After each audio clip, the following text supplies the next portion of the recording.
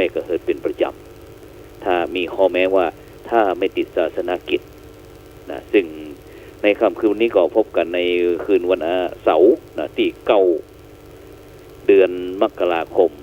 ปีพุทธศักราช2564นะ64แล้ว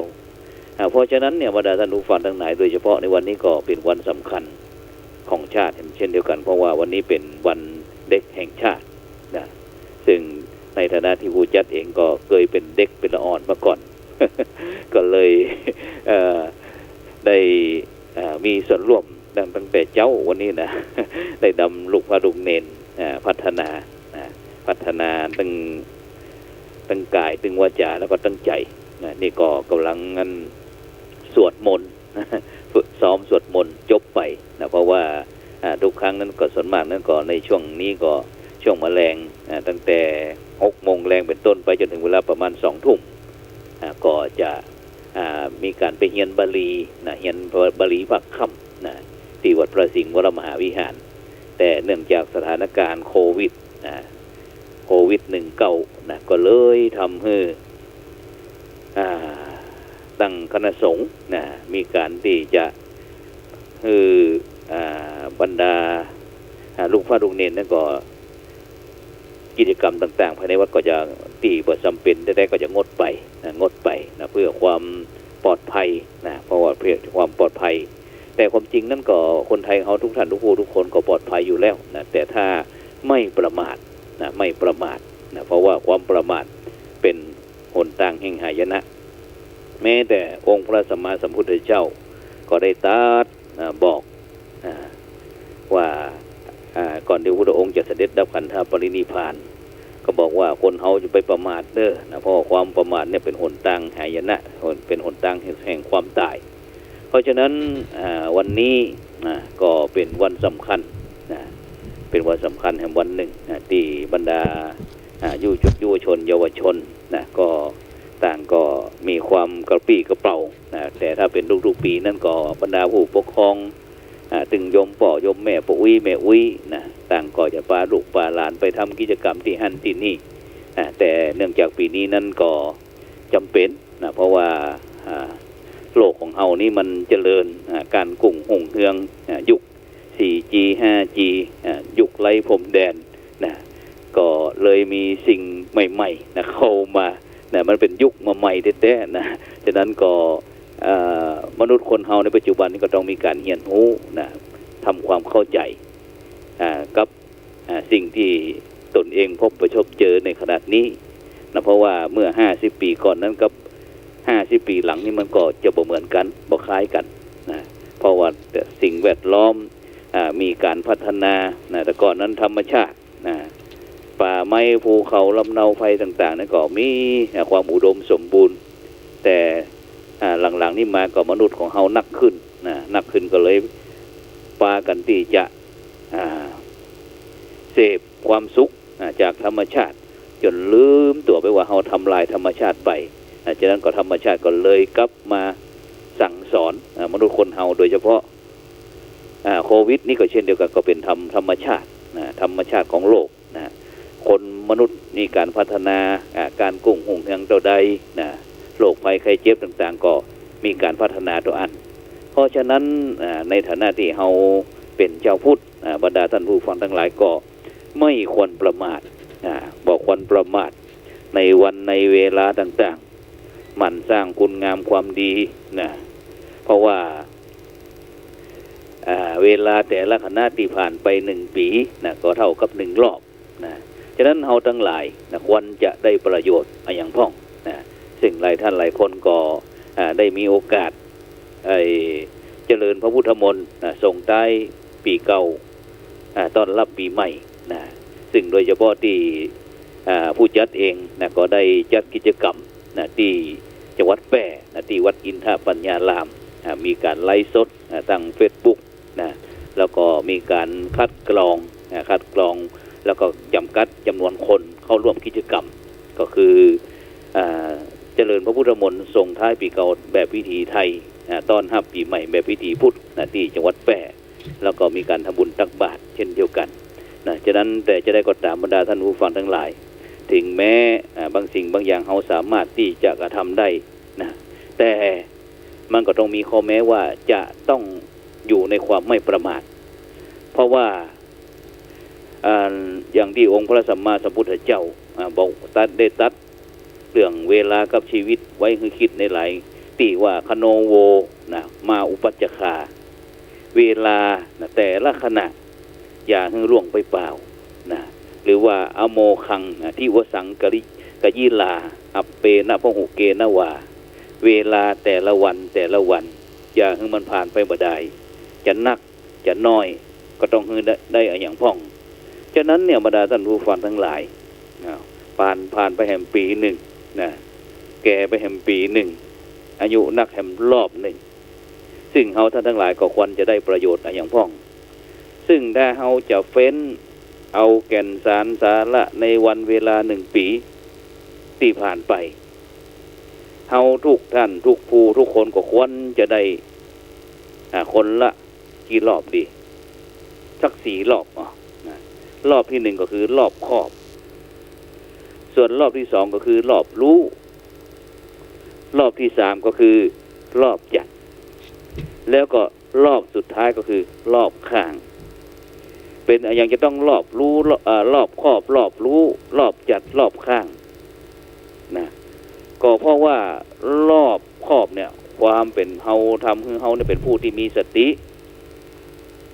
ใคร่ควรพินิจพิจารณาให้ถี่ถ้วนในกิจกิจทำในกรรมที่จะอู้นะอย่างที่ในยุคเนี้ยยุคที่เขาจะต้องมีสติรอบคอบนะถ้าบ่จำเป็นนะเขาก็จะบ่ได้มีโอกาสพบกับเพื่อนจองเพื่อนบ้านเพื่อนพ้องน้องพี่อย่างสมัยก่อนผมมีโอกาสจะมาเลื่อมเฉลิมฉลองหรือว่ามานั่งปรึกษาหาหรือว่าปรับทุกข์กันเพราะว่านิสสัมมกรนังไสโยเฮาท่านทั้งหลายควรใคร่ควรฮือรอบคอบตรวจสอบมือเรียบร้อยนะจะคิดจะทำนะอย่างเนี้ยอย่างก่อนเพราะฉะนั้นจะเข้าลักษณะที่ว่าทำใดไม่พินิจนะได้ความพิษเป็นกำนันนะได้โควิดเป็นของแถมอีกเด้อเนาะอย่างที่ในปัจจุบันเนี่ยบรรดาท่านผู้ฟังทั้งหลายเพราะว่าจะแหล่งบันเทิงหรือบอลอย่างต่างๆเหล่านี้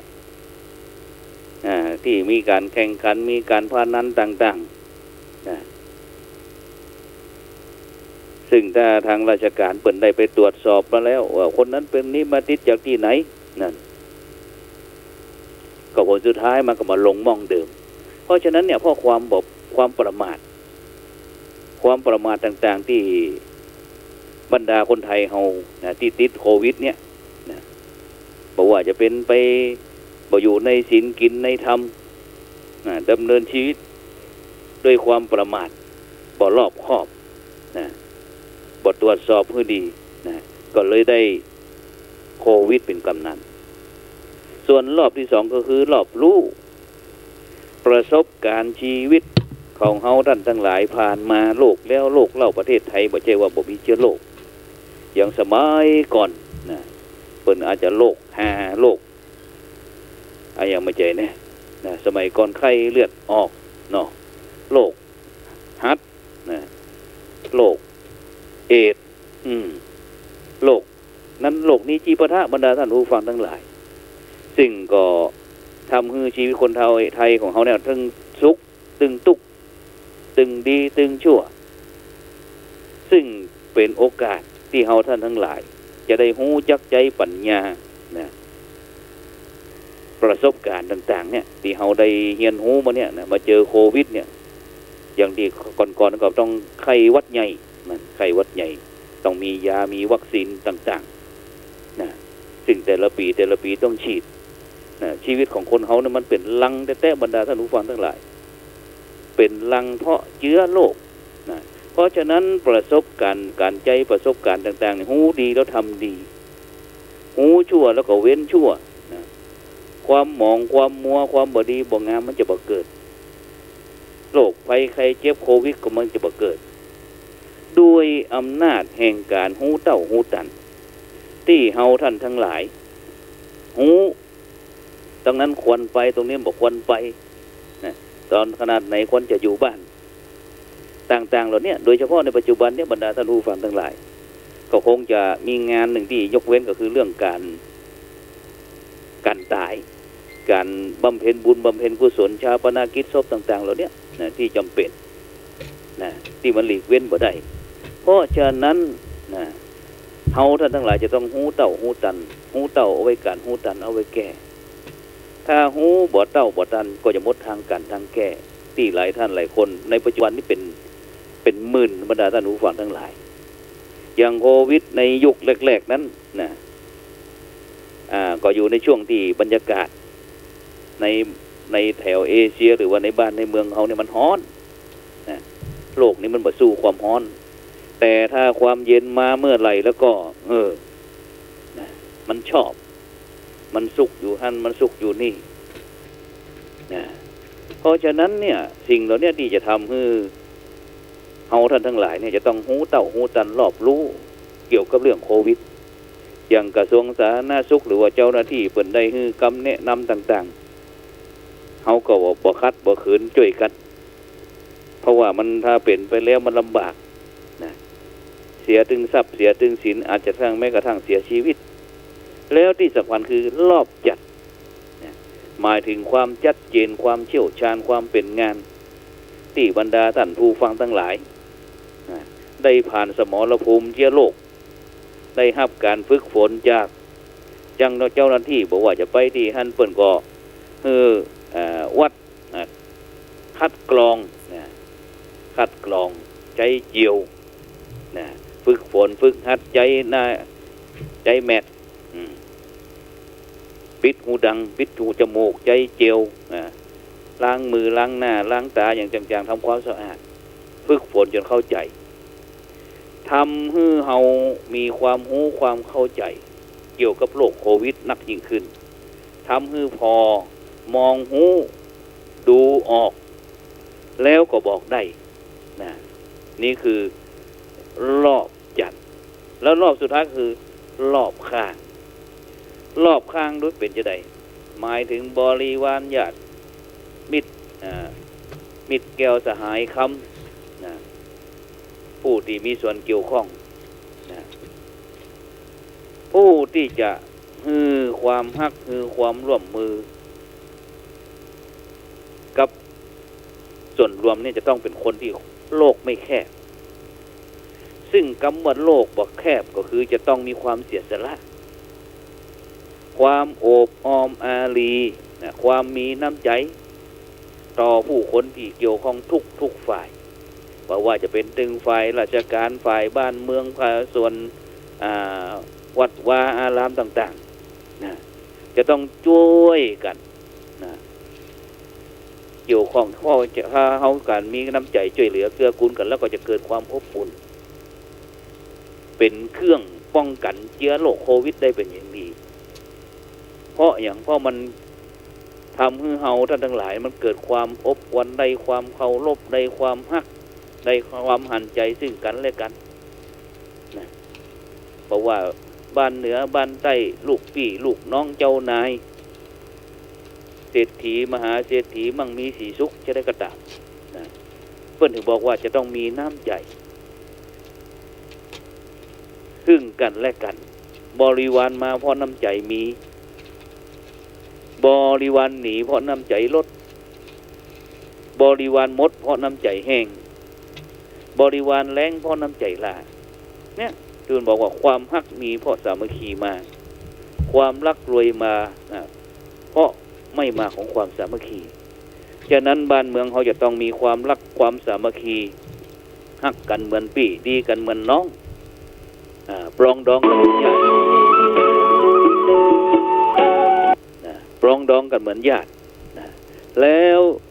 แบ่งปันความสุขให้กันและกันฉะนั้นเนี่ยบรรดาท่านผู้ฟังทั้งหลายการที่เขาจะเป็นคนดีได้เนี่ยมันไม่ใช่เป็นเรื่องง่ายๆไปเจอว่าคนนั้นมาตีการลั่นคนนั้นบอกว่าคนนั้นเป็นคนดีคนนี้คนดีแต่ความจริงแล้วดีไม่ดีมันอยู่ที่ตัวเราเองนะเพราะคนดีเนี่ยเพิ่นจะย่อมจะรู้เพราะเพิ่นเป็นผู้ที่ไม่ประมาท บอกว่าจะเป็นลูกที่ดีของพ่อของแม่นะเป็นผู้ที่สามารถทำให้บิดามารดาพ่อแม่ญาติพี่น้องได้รับความสบายอกสบายใจตลอดกาลบอกว่าจะไปตั้งเหนือไปตั้งใต้ไปถึงไทยไปถึงต่างประเทศต่างก็ชื่นชมสอบถามหาพ่อหาแม่เป็นลูกเต้าเราไผนะเนี่ยการเป็นบุตรดีๆเป็นศิษย์ดีๆของครูบาอาจารย์เป็นบุคคลที่ครูบาอาจารย์สามารถนำไปสู่จุดหมายปลายทางได้นะเมื่อตั้งเป้าหมายวัตถุประสงค์ไว้แล้วว่าถ้าเธอเรียนอย่างนั้นอย่างนี้แล้วจะไปอย่างนั้นอย่างนี้ต่างๆก็สามารถพัฒนาตนเองได้แล้วก็เป็นเพื่อนที่ดีของเพื่อนง่ายคือเป็นผู้ที่สามารถอยู่ร่วมกันได้โดยความสวัสดีนะอย่างคนไทยเขาเนี่ยเป็นเพื่อนด้วยกันหมดนะเพราะต่างมีความปรารถนาดีซึ่งกันและกันเป็นเพื่อนร่วมชาติตักบาตรร่วมขันเป็นพลเมืองที่ดีของชาติเป็นบุคคลเป็นผู้ที่สามารถดำรงชาติศาสนาพระมหากษัตริย์ไว้เหนือเก้าเหนือหัวเหนือกระหม่อมนะเป็นศูนย์รวมใจของคนไทยทั้งชาติคือชาติศาสนาพระมหากษัตริย์เป็นสาวกที่ดีขององค์พระสัมมาสัมพุทธเจ้าเป็นผู้สามารถดำเนินชีวิตอยู่ในศีลกินในธรรมนะซึ่งเมื่อทุกคนมีครบถึง5ดีก็จะได้ชื่อว่าเป็นมนุษย์ที่ดีเป็นมนุษย์ที่เต็มบาทเป็นมนุษย์ที่สมบูรณ์เป็นผู้ที่อยู่เหนือปัญหาทั้งปวงบอกว่าจะเป็นตึงตั้งโลกตั้งธรรมเพราะฉะนั้นเนี่ยบรรดาท่านผู้ฟังทั้งหลายเนื่องในวันนี้เป็นวันเด็กแห่งชาติหรือว่าเป็นวันเยาวชนแห่งชาติเพราะทุกคนทุกคู่ทุกคนนั้นก็เคยผ่านเคยผ่านความเป็นละเด็กละอ่อนกันง่ายตั้งแต่ตีนเต่าฟ้าหอยจะนี่เป็นต้นเลยทำให้รัฐบาลไทยจำเป็นที่จะต้องมีการกำหนดวันเด็กแห่งชาติเด็กหรือว่าบุตรเป็นธิดาหรือว่าลูกบ่าวลูกสาวเนี่ยบุตรเนี่ยมันคือไผบุตรก็คือผู้ยกย่องยกพ่อแม่ออกจากขุมนรกชื่อว่าปุตตะนรกก็คือความฮ้อนใจที่บ่มีลูกผู้ที่สืบทอดสายโลหิตจากพ่อแม่บุตรนี่นะผู้รับมรดกจากพ่อจากแม่ผู้ที่ปิดตาฮือพ่อฮือแม่เวลาตายแล้วก็ทำบุญอุทิศส่วนกุศลไปฮือเป็นผู้บุตรเป็นผู้ที่เปิ้งป้าของพ่อของแม่บุตรเป็นผู้เป็นลูกหนี้ของพ่อแม่ที่จะต้องใช้หนี้คือคุ้มค่าบุตรก็คือเป็นผู้ที่นำพ่อแม่ให้ถึงพระนิพพานเพราะฉะนั้นเนี่ยบรรดาท่านผู้ฟังทั้งหลายบุตรดีๆก็คือผู้ที่สามารถทำให้พ่อให้แม่ได้รับความอิ่มอกอิ่มใจสบายอกสบายใจตลอดกาลซึ่งบุตรกับลูกเนี่ยบรรดาท่านผู้ฟังทั้งหลายบุตรจะใจสำหรับมนุษย์ต่ออันส่วนลูกส่วนมากก็จะใจกับสำหรับลูกคนลูกสัตว์เดรัจฉานลูกผลไม้บอกว่าจะเป็นลูกคนลูกแมวลูกหมาลูกงัวลูกควายลูกมะพร้าวมะละกอลูกปืนลูกระเบิดนั่นเก่าเราเก่าไปเถอะเนาะซึ่งเฮาคงบอกใครมีอุตริไปใช้คำว่าบุตรแมวบุตรหมาบุตรวัวบุตรมะพร้าวอีกนะ บุตรมะละกอ จะดีเป็นต้นถ้าลูกคนเป็นลูกที่ดีของพ่อแม่เปิดห้องว่าบุตรนะประเภทของบุตรแล้วก็ลูกเนี่ยลูกมันมีแยกประเภทไว้5จำพวกนะก็คือลูกลากนะลูกลากนี่ก็คือลูกที่บ่ดีบ่ยอมปฏิบัติตามคำสั่งสอนของพ่อของแม่พ่อแม่สั่งให้อยู่กับจะไปท่านสั่งให้ไปก็จะอยู่บางคนก็ทำชั่วติดคุกติดตารางปล่อยที่จะลากพ่อลากแม่ติดคุกติดตารางตั้งใจไปตัว นี่คือลูกลากส่วนลูกที่สองก็คือลูกแรกลูกแรกก็คือลูกที่บังคับพ่อบังคับแม่เมื่อต้องการสิ่งใดสิ่งหนึ่งก็จะเอาหือใดดังใจโดยบ่ได้คำนึงถึงหัวอกของพ่อหัวอกของแม่ว่ามีฐานะเป็นจะใดนะซึ่งพ่อแม่บางผู้บางคนก็ต้องขายต่งขายนาขายสวนนะขายบ้านเพื่อที่จะสนองความต้องการของลูกนี่เป็นห้องว่าลูกแรกส่วนลูกที่สามก็คือลูกลอกลูกลอกก็คือลูกที่ปอกลอกขี่ลักขี่ขโมยเงินทองพ่อแม่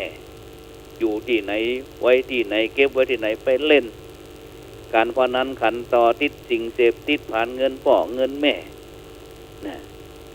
นี่เป็นห้องว่าลูกลอกลูกปอกลอกจำพวกที่สามส่วนลูกจำพวกที่สี่ก็คือลูกเลิกนะลูกเลิกก็คือเพิกถอนบ่เอาเป็นธุระนะประกาศตัดความเป็นพ่อเป็นแม่ต่อไปนี่เราบ่ต้องมาอู้กันละบ่เป็นพ่อเป็นแม่กันละนะลูกประเภทนี้นะลูกเลิกส่วนลูกที่ห้าลูกสุดท้ายก็คือลูกที่ดีทำตัวเหมาะสมเชื่อฟังพ่อแม่ว่านอนสอนง่ายลุงเอาเจ้าปูสั่งสอนก็อยู่ถ้อยฟังกรรมในเป็นห้องว่าลูกเลยเนี่ยลูกที่ดีเป็นห้องว่าบุตรที่ประเสริฐนะฉะนั้นเนี่ยบรรดาท่านผู้ฟังทั้งหลายอู้ถึงลูกอู้ถึงบุตรนะที่อู้ถึงลูกตอนนี้เขาจะมาอู้ถึงบุตรนะบุตรเนี่ยมันมีอยู่สามประเภทนะบุตรนี่นะบุตรเนี่ยมันมีสามประเภทก็คือเอาตามในทางพุทธศาสนาที่พระพุทธเจ้าได้ตรัสไว้อาวชาตบุตรนะจำพวกที่หนึ่งบุตรที่มีคุณธรรมต่ำกว่าพ่อต่ำกว่าแม่จำพวกที่หนึ่งส่วนบุตรที่สองคืออนุชาตบุตรคือบุตรที่มีคุณธรรมเสมอพ่อเสมอแม่แล้วก็อภิชาตบุตรก็คือบุตรที่มีคุณธรรมสูงกว่าพ่อกว่าแม่ฉะนั้นเนี่ยองค์พระสัมมาสัมพุทธเจ้าบอกว่าโยจะพุตตานมัสสะโวในบรรดาบุตรทั้งหลายเนี่ยที่บุตรที่เชื่อฟังเป็นบุตรที่ประเสริฐที่สุดนะเพราะฉะนั้นเนี่ยบรรดาท่านผู้ฟังทั้งหลายการที่ท่านทั้งหลายนะในวันเนี้ยนะที่บรรดาเยาวชนลูกหลานตานเต้าต่างๆวันนี้ถือว่าเป็นวันของเปิ้นอย่างวันหนึ่งนะแล้วก็ต้องมาพิจารณากันว่าวันนี้เป็นวันเด็กนะโดยเฉพาะเป็นเด็กแห่งชาติด้วยนะไม่ใช่เฉพาะของบุคคลใดบุคคลหนึ่งเพราะฉะนั้นนะผลดีของการทำหน้าที่ของผู้ที่ดีเนี่ยบรรดาละเด็กละอ่อนทั้งหลายจะทำให้พ่อแม่สบายใจมีความสุขกายสบายใจได้รับการยกย่องสรรเสริญจากผู้รู้จากบัณฑิตจากครูบาอาจารย์เป็นที่ฮักของคนทั่วไปไผก็อยากจะคบค้าสมาคมแล้วก็ที่สำคัญคือเป็นผู้มีความเจริญสุขในชีวิตนะแล้วก็นี่คือผลดีนะของลูกบุตรดีโตดนะของคนที่ลูกบ่ดีบ่สามารถเป็นลูกที่ดีได้ก็คือทำให้พ่อแม่เดือดเนื้อร้อนใจเป็นลูกที่ไปคบค้าสมาคมให้ถูกติเตียนจากผู้รู้เป็นที่เกียรติจังของคนทั่วไปไผก็บ่อยากคบค้าสมาคมด้วยไผก็บ่อยากจะไปหาจะอู้จาด้วยแล้วก็เป็นผู้ไม่มีความเจริญสุขในชีวิตเพราะฉะนั้นเนี่ยบรรดาเยาวชนทั้งหลายบุญคุณของพ่อของแม่ยากแก่การทดแทนบอกว่าบุคคลใดท่านใดนะฮือพ่อฮือแม่นั่งบนบ่าข้างหนึ่งนะฮือแม่นั่งข้างหนึ่งฮือพ่อนั่งข้างหนึ่งแล้วบุคคลนั้นเป็นผู้มีอายุสัก100 ปีมีชีวิตอยู่100 ปีในการทำคัดสีนะการอาบน้ำบีบนวดแก่พ่อแก่แม่ทั้งสอง พ่อแม่ทายอุจจาระปัสสาวะอยู่บนบ่าทั้งสองนั้นถึงอย่างนั้นก็ดียังบ่ชื่อว่าได้ตอบแทนคุณบิดามารดาในที่สุดเพราะฉะนั้นเนี่ยบรรดาท่านทั้งหลายถึงบุตรจะมารดาบิดาตั้งอยู่ในความเป็นเจ้าฟ้ามหากษัตริย์เป็นพระราชาเป็นเป็นผู้รักผู้ใหญ่ยิ่งในแผ่นดินอันเนี้ยก็ยังบ่ได้ชื่อว่าเป็นผู้ที่ทดแทนบุญคุณพ่อคุณแม่เพราะฉะนั้นลูกคนไหนทำชั่วนะเหมือนกับเอาเลือดของพ่อของแม่ไปประจานลูกคนไหนทำดีเหมือนเอาเสียงพ่อเสียงแม่ไปเปิดเผยปูจาพ่อแม่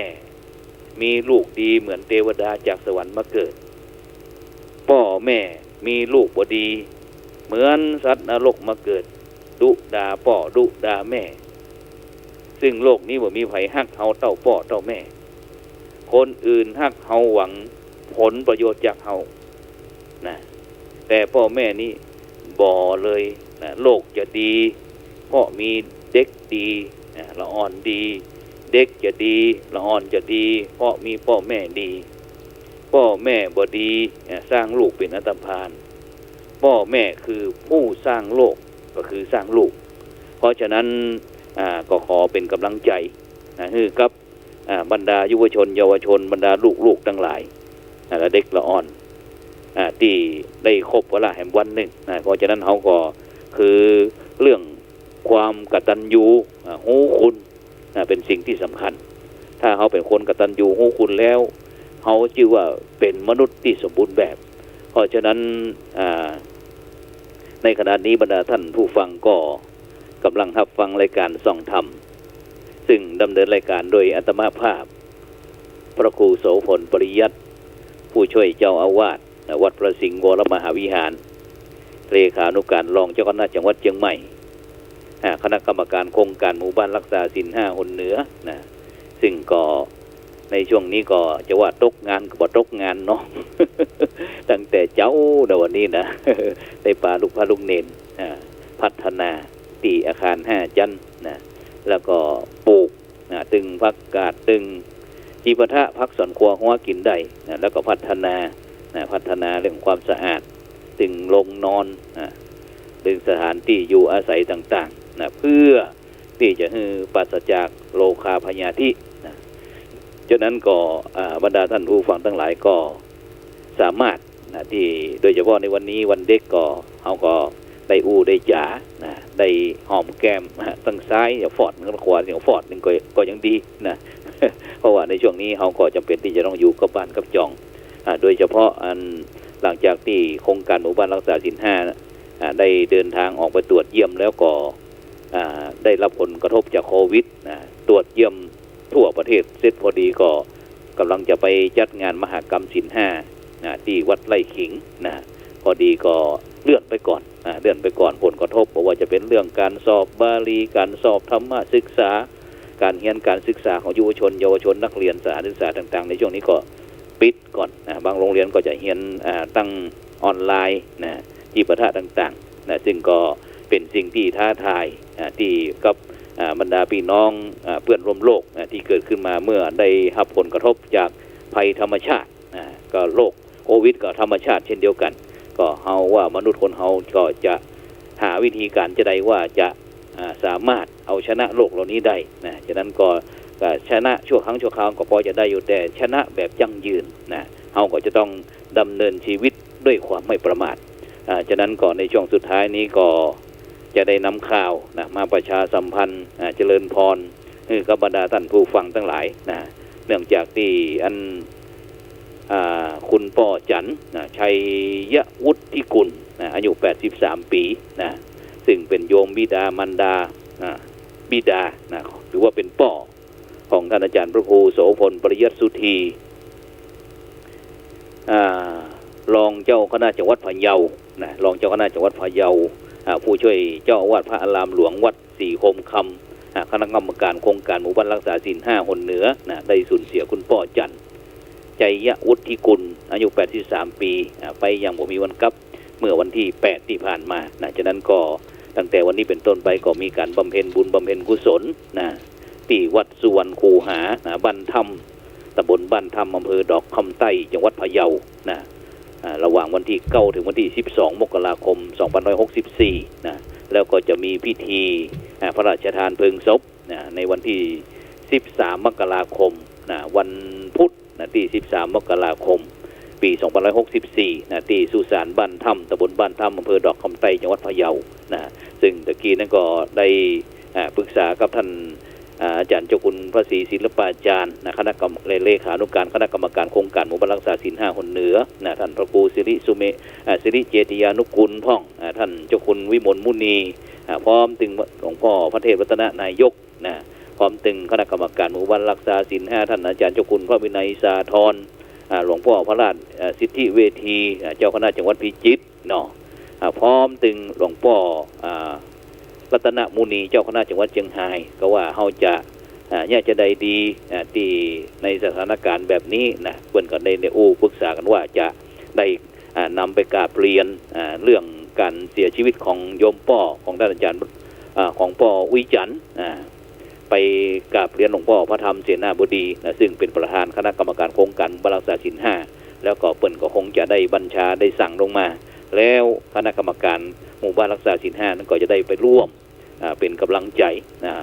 คือครับท่านอาจารย์พระครูโสพลปริยสุทธีนะซึ่งถือว่าเป็นน้องเลิฟ สหธรรมก็ว่าได้ของผู้จัดเองก็เช่นเดียวกันนั้นเป็นพระครูโสพลปริยสุทธีผู้จัดเองเหมือนพระครูโสพลปริยัตินะบางครั้งไปทางใดเพิ่นก็งง